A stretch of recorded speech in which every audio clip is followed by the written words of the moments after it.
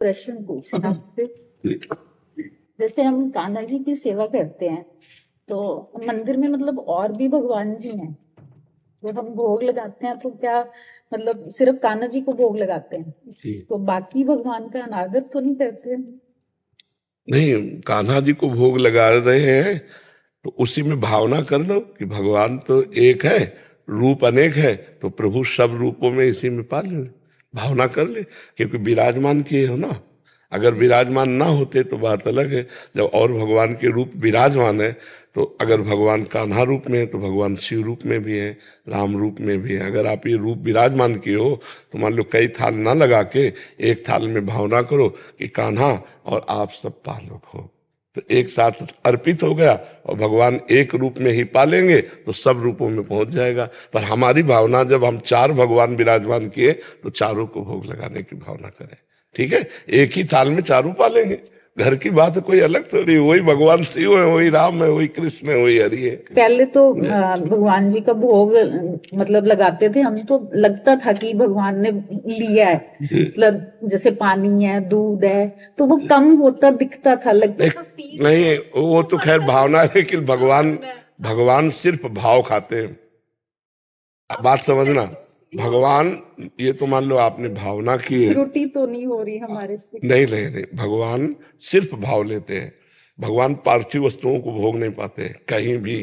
भगवान, जब आप उस भाव दशा में पहुंच जाएंगे तब आपके साथ खेलेंगे।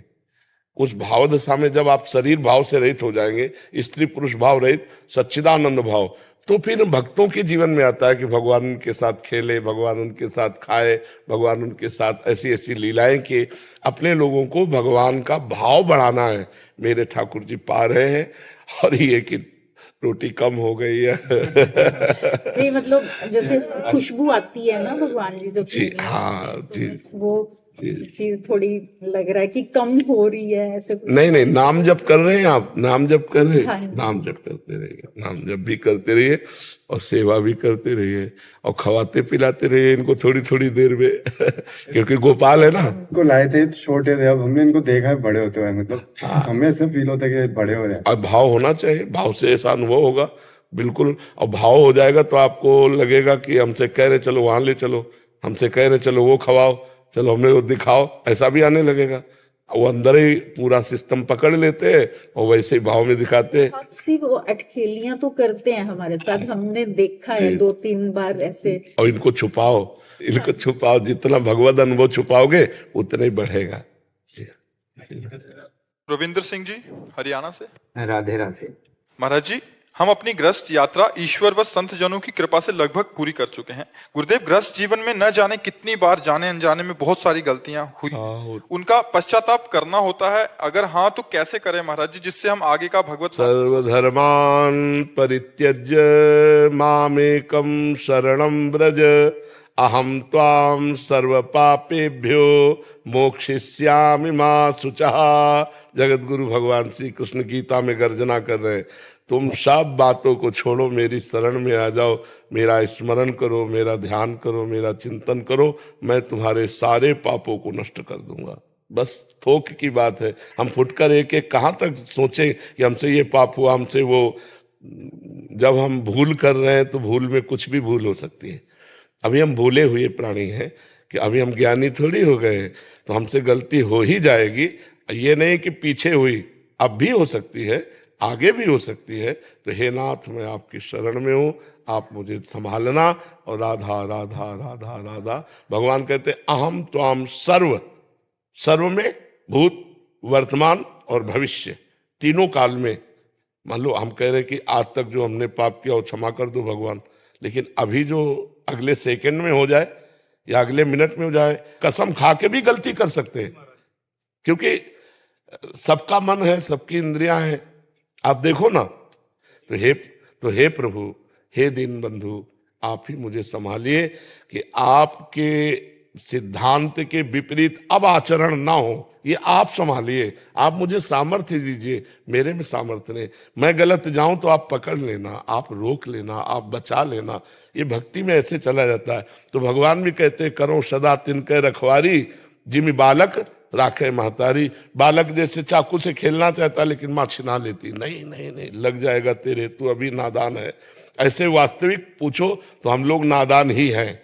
भगवान के ज्ञान के आगे तो बच्चे ही है ना, और उनकी प्रचंड माया कभी भी हमको गिरा सकती है। इसलिए हम भगवान की शरण में रहे, वो सब ठीक कर देंगे, वो सब ठीक कर, पर नाम जप चलना चाहिए। लेकिन महाराज जी नाम जप के दौरान हमारा जो ध्यान है सांसारिक जीवन पे फिर भटकने लग जाए, फिर कोई फर्क नहीं पड़ता उससे।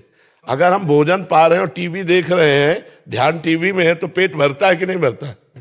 नहीं पेट भरता है महाराज जी, लेकिन ध्यान करते टाइम सांसारिक जीवन पे ध्यान चला जाता है अपनी समझ। फिर हम कह रहे हैं हिम्मत है तो ध्यान को रोक लो, एकाग्र कर लो, नहीं है तो बेपरवाह हो जाओ, नाम को केवल पकड़ो, नाम को। राधे राधे। पतंगो यथा त्वा मनुभ्राम्य माणा। हम कोई भी बात मनमानी नहीं कहते। एक तो हम जीवन चले हैं और दूसरी बात प्रमाणित कहते हैं। अगर डोरी आपके हाथ में है तो पतंग की चिंता मत करो, खींचते रहो डोरी के साथ ही पतंग तुम्हारे हाथ में छू जाएगी, आके नहीं छू जाएगी। तो ऐसे ही तुम राम राम राम राम, कृष्ण कृष्ण कृष्ण, राधा राधा राधा, परमात्मा तुम्हारे हाथ में आ जाएगा। मुख में हो राम नाम, राम तेरे हाथ में, तेरे हाथ में। बंदे तू अकेला ना है, राम तेरे, बस नाम पकड़ लो, ध्यान लगे। आपका ध्यान नहीं लग रहा, हम आग छुआए तो जलोगे ना।